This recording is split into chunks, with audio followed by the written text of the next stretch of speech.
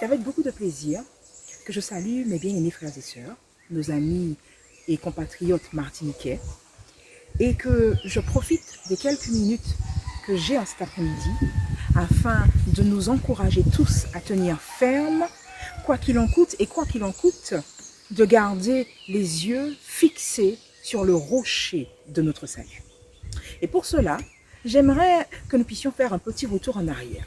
Oui, repensons au mois de janvier dernier, où nous étions heureux, où nous étions insouciants et peut-être même un petit peu pressés pour certains de voir ce que cette nouvelle année nous apporterait de bon. Et où nous prenions le temps de nous adresser les uns aux autres nos vœux de bonheur, de réussite, de prospérité, mais surtout nos vœux de bonne santé. Et nous étions loin alors d'imaginer, et je pense que vous serez d'accord avec moi, ce à quoi nous serions confrontés. Nous étions vraiment loin d'imaginer combien nous aurions effectivement besoin, en cette nouvelle année, de préserver notre capital santé. Et lorsque nous avons entendu par le biais des médias parler de ce fameux, entre parenthèses, virus qui sévissait en Chine, laissant derrière lui nombre de victimes, là encore, nous étions loin de nous imaginer que ce qui avait commencé, loin de chez nous en Chine, comme une épidémie, se transformerait rapidement en une véritable pandémie. Nous étions loin de nous imaginer que ce virus nous forcerait jusqu'ici, sur notre petite île, à rester confinés, la peur au ventre, pendant de longues semaines, dans l'attente de ce qui pourrait survenir. Forcés de mettre nos plans et nos projets en stand-by. Et nous ne pouvons, mes bien-aimés, que constater, face à cet état de choses, combien les êtres humains que nous sommes sont véritablement démunis, sans solution, et combien en réalité dépendants, que nous l'acceptions ou non, de notre Dieu qui tient nos vies entre ses mains. D'ailleurs, Jacques, dans le livre qui porte son nom au chapitre 4 et au verset 13 à 15, déclare ce qui suit. Et vous me permettrez de citer ce texte à la première personne du pluriel. Voici ce qu'il déclare. À nous maintenant qui disons, aujourd'hui ou demain, nous irons dans telle ville, nous y passerons une année, nous trafiquerons et nous gagnerons.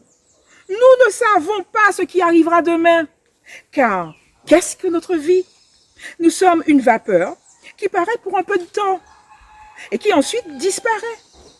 Nous devrions dire au contraire, si Dieu le veut, nous vivrons et nous ferons ceci ou cela. Oh mes chers amis, reconnaissons que si nous sommes encore vivants suite à cette pandémie, c'est parce que, bien-aimés, eh bien notre Dieu nous a secourus jusqu'ici. Reconnaissons encore que face à la maladie et à la mort, eh bien nous sommes tous égaux. Et c'est pourquoi j'aimerais nous encourager en cet après-midi. Malgré nos peurs qui sont encore bien présentes en ce début de déconfinement, malgré nos incertitudes face à l'avenir, eh bien j'aimerais nous encourager à continuer, tout en faisant preuve, bien entendu, de prudence. Car notre Dieu lui-même nous invite à la prudence lorsqu'il déclare dans Proverbe 11 au verset 14 que quand la prudence fait défaut, le peuple tombe. Alors oui, j'aimerais nous encourager à continuer à faire preuve de prudence, mais surtout à continuer à faire confiance à notre Dieu. Car plus que jamais, il est notre seul refuge. Alors, oui, appuyons-nous sur lui, n'ayons aucune crainte, car notre Dieu est pour nous un secours qui ne manque pas dans ces temps de détresse que nous vivons. Oui, appuyons-nous sur lui, tandis que la terre est bouleversée, tandis que les nations sont agitées, ébranlées, ne sachant que faire pour que les choses aillent mieux et que les peuples soient rassurés et tranquillisés. Oh mes chers amis, sachons encore que seul notre Dieu, le Créateur de toutes choses, qui nous aime d'un amour éternel. Oui, sachons que lui seul peut nous donner en ces temps troublés d'être en paix. Alors prenons courage.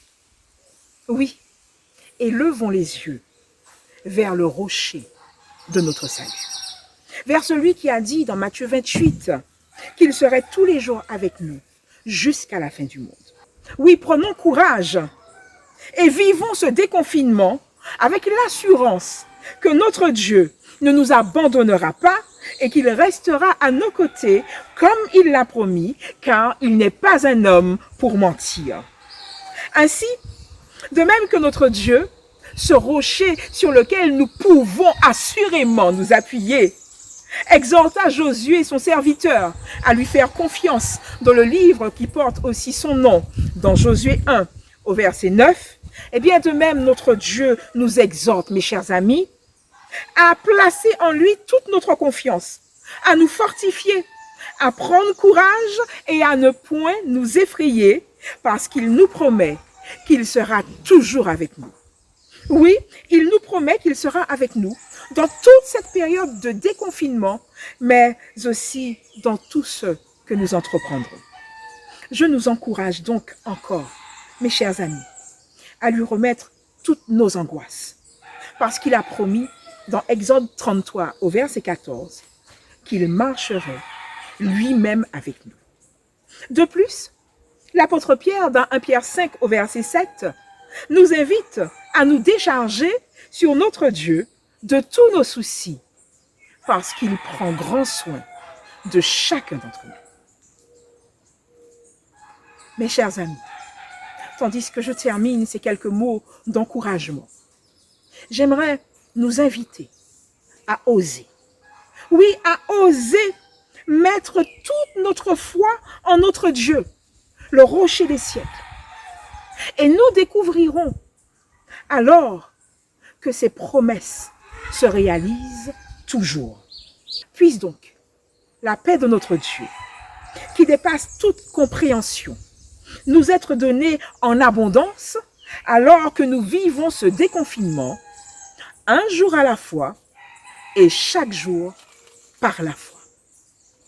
Je veux donc vous inviter maintenant à prier avec moi.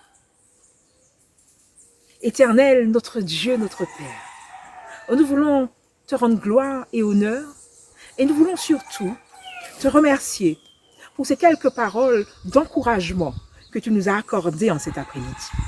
Nous voulons te remercier de ce que nos vies sont entre tes mains, de ce que tu prends soin de nous et que tu nous assures que nous pouvons compter sur toi, que nous pouvons nous appuyer sur toi.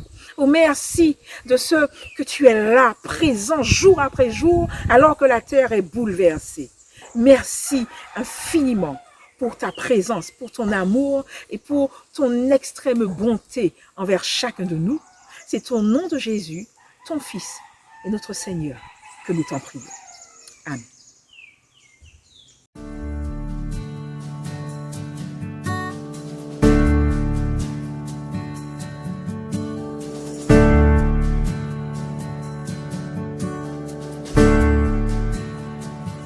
Il y a des batailles qui se livrent à genoux, quand les âmes humaines ne peuvent plus rien pour nous. Inclinés devant Dieu, humiliés, soumis, sa force devient nôtre et nous vivons sa vie. Éternel, ta présence me fortifie. Dans mes combats, tu te montres en héros. À tes pieds, à jamais je resterai prospère.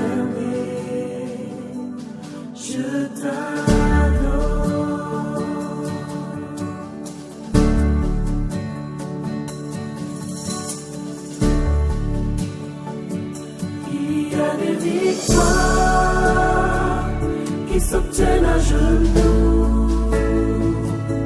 Quand les larmes et les cris n'ont rien pu faire pour nous, ayant pour ultime choix de tout abandonner à celui qui pour nous a déjà tout gagné.